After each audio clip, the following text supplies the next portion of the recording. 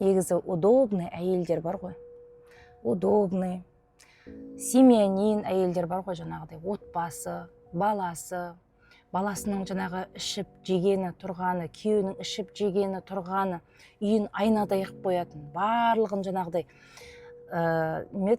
қатырып қоятын әйелдер бар ғой. Және де қайын жұртымен де керемет, барлық жағынан керемет. Енді бірақ жаңағыдай өзіне аса қатты көңіл бөлмейді, карьера демейді, тек қана отбасы дейді. Тек қана отбасы, осы балам өссе екен, осы күйеуім өссе екен, күйеуім таза болса екен деп күйеуін айнадай қылып қояды, балаларын айнадай қылып қояды, балаларын сабағына да үлгереді, тамағын да істеп үлгереді, столын жайнатады, кісіні қарсы алады, бүкіл жаңағы әулеті оны мақтан тұтады. Мінекей осындай әйелдер көп біздің жалпы қазақ отбасында. Альхамдулиллах, мен ол әйелдерге шынымен де бақыт тілеймін. Ол әйелдер шынымен де осы өмірдің ләззатын сезінсе екен, және де мәңгі өмірде де бақытты болса екен. Осы өмірде олардың бүкіл жаңағы арманы, тілегі орындалса екен деп тілеймін. Себебі ондай әйелдер өте мықты әйелдер. Осындай әйелдерді сындырып алмаңдар, еркектер.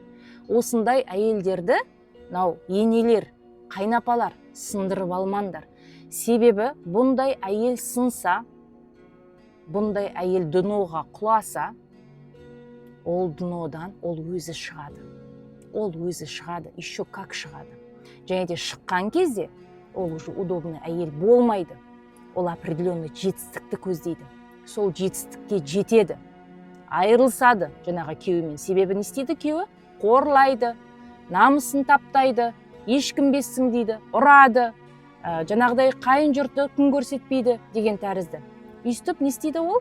Айтады, қоян қорқа-қорқа батыр болады деп. Сол тәрізді ол қорқа-қорқа батырға айналады. Бір күні оның сағы сынады, сынғанда ол өмірін қайта бастайды. Қайта бастаған кезде ол әйелді не дейді? Феминист дейді. Ол әйелді феминист дейді, ол әйелді мынау жаңағы еркегіне бағынбайтын қатын дейді, бұндай қатындардан аулақ болу керек дейді, мына қатын осындай деп жаңағыдай оның мінезін айта бастайды, оған еліктемеу керек деген сияқты. Жалпы қоғамның жаңағы қайын жұртының оған деген көзқарасы өзгереді, күйеуінің көзқарасы өзгереді, бүкіл қоғамның да көзқарасы оған өзгереді жалпы. Бірақ ол әйел қандай еді о баста? Сондықтан да сондай әйелдеріңіз болса, сыйлаңыздар, құрметтеңіздер, бағалаңыздар.